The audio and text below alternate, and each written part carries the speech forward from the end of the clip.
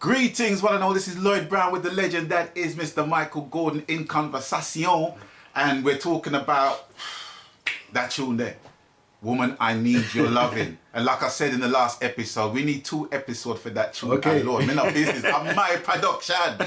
See, so we got to the point where it was more or less kind of stated musically that you was at the top of your game. Oh, most definitely at that point. It'd be safe to say musically you was at the top of your game at that point with that song. All my influences over the years, you know, listening to other artists, bands, you know, your Heat Wave, your Earth, Wind and Fire. And then at that point, you know, somewhere along the line in between, I was also introduced to Maze and Frankie Beverly. That would do it as well. Groove music, That you know what I mean? That would do it. And up to this, I mean, the guy's just incredible. Frankie Beverly. Songwriter, singer, producer of the outfit. And I didn't realize until later on that they sang Lady of Magic, which Bunny Maloney covered. Like I said, like we've said in the past, a lot of songs that we grew up with because they were covered so well. Yes. And these songs were so influential amongst reggae artists. Definitely. And you know, it was almost like an extension of soul music, because it was, you know, and we grew up with that thinking. But it's only when, you know, one becomes enlightened and you realize, raw. That or whatever. It's, you know, and music is just an ever evolving thing, in more ways than one. I mean, you know, I'm listening to I'm not being funny. I listen to Let's Get It On, the album, and I'm still hearing things. Some 30 or 40 years later. Yeah. It's just one of those things. I'm listening to Exodus and I'm still hearing things that I've not heard. Some albums are like that. Yeah. Seminal. Light years ahead of their time. Light years ahead of their time. So when it came to that track, all of these influences just came together. Right. Yeah, and they're in your cognitive, they're in there. Yeah. And they just creep out. You know what I mean? Yeah. Unsuspectingly. But when you look back, you realize what was going on. Yeah. Yeah, because one has an interest. It's like anything else, sport, whatever. If you have a deep interest for something, yeah, then you take it on board in a different way. Yeah.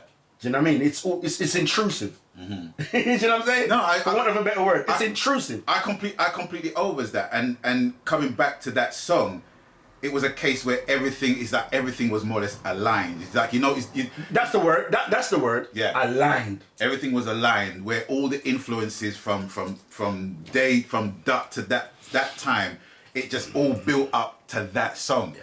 And I think for me personally, it was like, it was a touchstone for me, definitely. Okay. Because it made me realize how far reggae could go. Because prior to that, it was like, okay, you had the Ken Boos. Right. You had the Ken Boos, you had the Dennis Browns, you had this was like what, 1980 what? I think that was about 1980 or 81. Let me have a look here. "Woman, I Need Your Loving." No, man, it would be later than that. No, it's going to be, yeah, you're talking about 88, 89. Nah. Yeah. Nah.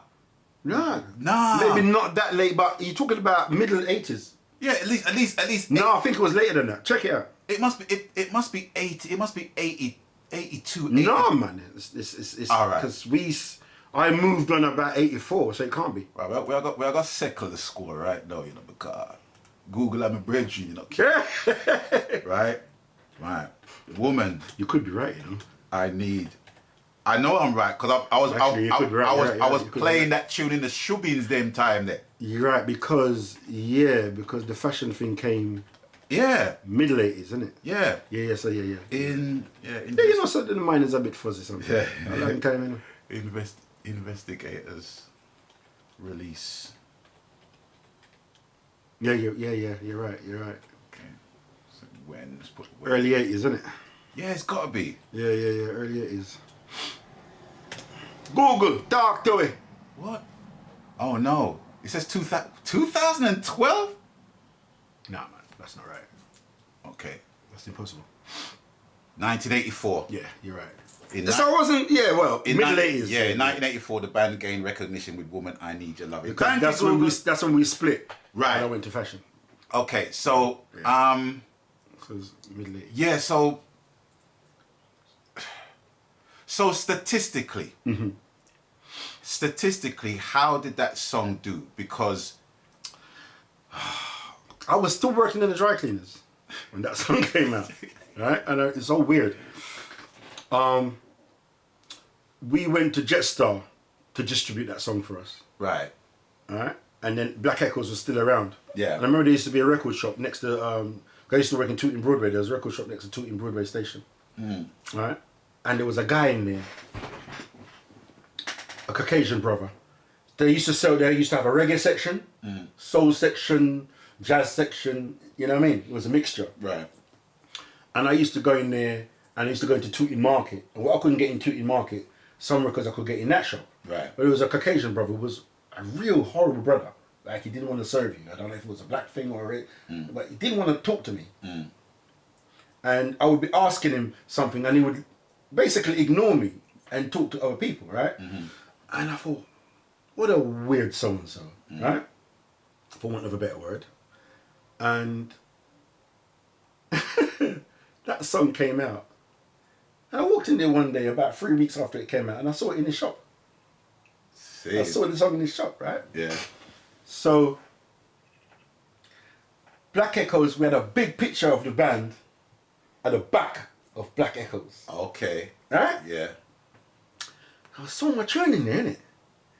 And I thought, okay, I'm going to buy some copies of it. My own tune, you know? Yeah. Right? So, I walked up to him and I said, yeah, can I have 2 copies of that tune? Because he had it up as record of the Week. in his shop. Yeah. And amongst other, reggae record of the week. Yeah. And with a couple of other reggae album of the week and reggae 12-inch and everything. Yeah. So I want 2 copies of that. Right? And I had a copy of Black Echoes in my back pocket. Because we paid for that. Right? so yeah. And he goes, so he looked at me and he goes, oh, 2 copies. Oh, who are you treating? That's the first time he's talking to me. Funny enough, that's the first time he's actually talking to me. Because I had 2 copies. Right. And I goes, well, it's my tune, isn't it? I'm buying it. Because what do you mean your tune? What are you talking about? I pull out the Black Echoes, and I turn it around and I put it in. And he went,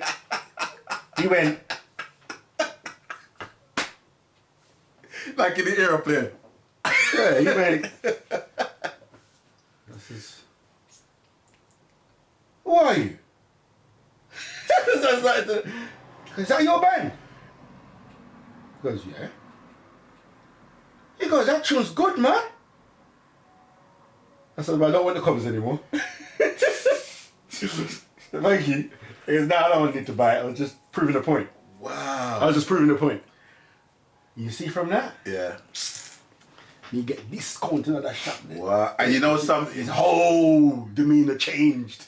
And that towards me. and that is just indicative of a saying. And it's Oprah Winfrey that made this saying. And she basically says, the one thing that can overcome racism and just relative bad mind is excellence. Yeah. Once you excel at something, Yeah. nobody can argue with that. Success. Nobody can argue with that whatsoever. Yes, you can be hyped. You can be hyped up as having the new lick. Right. But that's not excellence. Is when you take the journey and you excel at something and it's recognized that you're excelling at your trade, at your craft. The next time I went into that shop, my man was asking me my history. How did you start singing this, that? And I was up for it. I was cool. I was talking to him, and he saw me in a different light, completely different light, and he was humble because he was looking at me as someone who he could aspire to. As in, you're doing something that I can't do. Yeah, I'm selling records, but I'm selling one of your records. Yeah. So you didn't want to talk to me. Yeah. You know what I mean? So you're selling, and we were cool after that. Yeah. And that shop was open for many, many years. That song went into the bottom half of the national charts. It charted at 87, Yeah. right? And then it moved up to 60 something, and we just missed out on top of the Pops. See. Because had it gone into the top 40, they would have got an appearance. Yeah, instant appearance. So that song done amazing things for us, right? That song did not sell nowhere near as Baby I'm Yours. At the time when Baby I'm Yours done its thing, I remember it selling roughly around 13,000 copies at the time, Right. and then went on to sell more as it petered out. Woman Ain't You Loving didn't touch base on that, but it was into the charts. The chart returns differently, and them days, if you sold like 5,000 or whatever, then you could get into the charts. Let me ask you another question. Yeah. Was that song released on a CD? Was it released on CD them time, or was that too early? No, it was too early. It came on the 12-inch. Right. So On the private eye label. On private eye label. Yeah. So was that okay, let me ask a question. Start again. Was that single distributed in like the major record shops Yes. at the time? Yeah. So like your HMVs and your Virgins and all those. Yeah. Okay. That's why it was able to get chart recognition in Right. terms of entering the national charts. Okay. The Okay. bottom half of it. Okay. Okay. And then, you remember, because Jetstar had EMI distribution, Yeah, so, that's so right. anything they had went through EMI, Went through EMI, yeah. EMI distribution. So that gave you the platform to work with. Right. Okay. So with that in your back pocket, what happened after that? We split for good. Which we're gonna go into another episode. God, talk about a lead balloon, man. The egos. Didn't land. Yeah. Right. Okay. So we split again, and that was it. That was the final split. Right. Okay. So we're gonna get into the split in another episode. Okay. So thanks for watching. Thanks for stopping by. And as always, you don't know the coup. People, please abstain from foolishness. We're gonna link you up for the next one. Okay. Even if it's your own foolishness. See there. See there. I like that, mate. You've been watching. I remember, yeah. Okay. Even if it's your own foolishness. Like, okay. Thanks for that. We'll catch you on the next one. Stay blessed. Regard. Peace.